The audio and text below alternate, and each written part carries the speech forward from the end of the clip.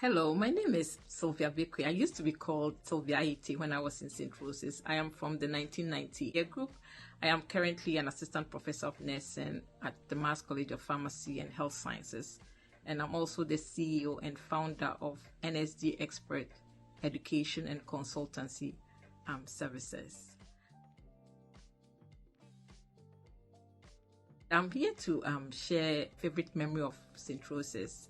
I recall when we were in Form 3, we were asked to do Latin, and it had been the tradition at the school that Form 1 and Form 2 did Latin, and Form 3 you didn't have to do it, and we're all looking forward to not doing Latin in Form 3, just to be told that from our time we're going to do Latin. So we all decided that we're going to boycott and we're not going to do Latin, which was unheard of.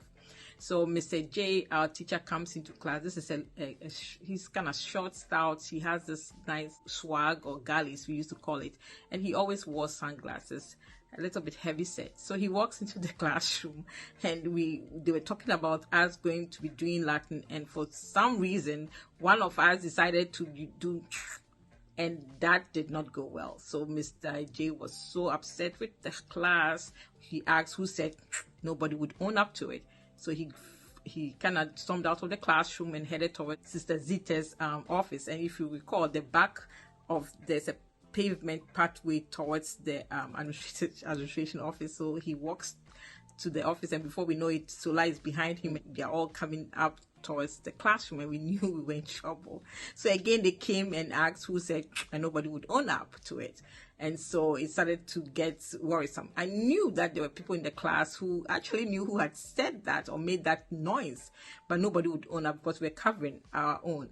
We were asked to go out to kneel in front of the classroom block, and as we saw that the situation was getting more dire, we started to we felt antsy, and we were trying to tell people, please own up, if you said it.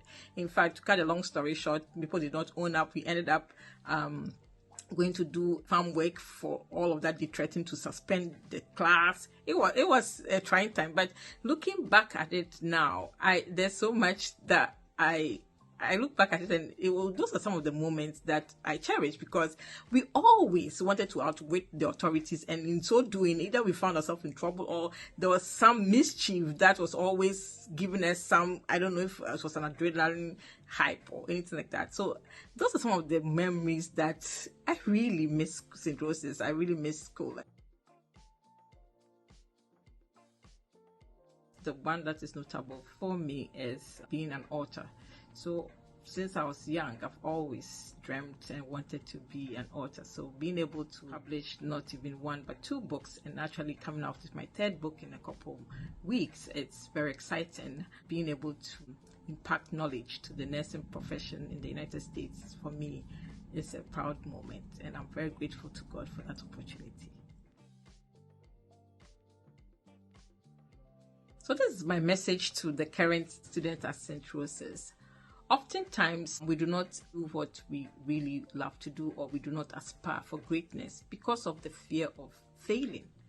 But what I want to tell you today is that do not be afraid to fail, because when you fail, you always take away something. You learn some lessons from it. It is through our failures that we learn lessons enough to propel us to our next phase of our careers and to the next phase of our destiny. I really want to wish you guys all the very best in your studies, and I want to see you guys grow up and become the next leaders of Ghana and beyond. Thank you. See you in Houston.